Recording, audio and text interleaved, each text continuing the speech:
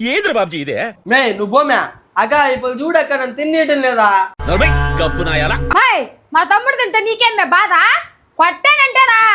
నువ్వు తినరా తమ్ముడు ముక్కు మీద గుద్దితే 3 జొర్ల బ్లడ్ బయటకు వచ్చాను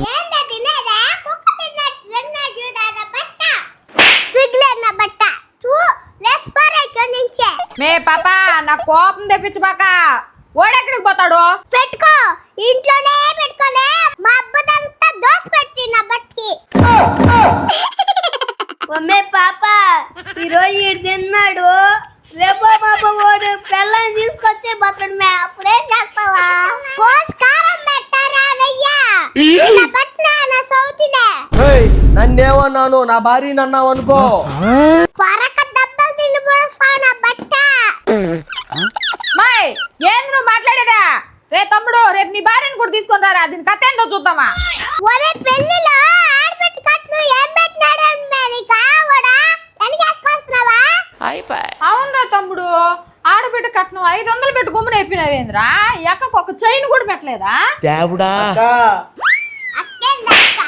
అద్వైందా లచ్చక్క ఇట్టా డౌన్ వెప్రామ్ మన ఇంట్లో థు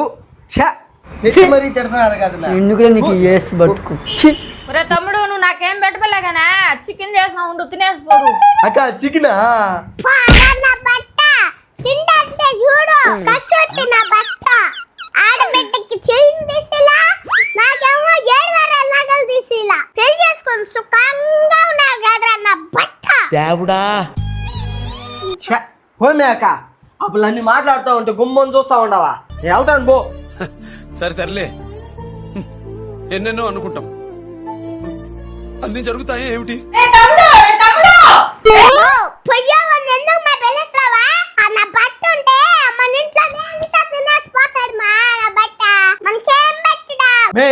ఇంకా మీ ఇంటికి వస్తే చెప్పులతో కొట్టండి మే ఊటు జింక ముందు ఊదు సింహం ముందు కాదు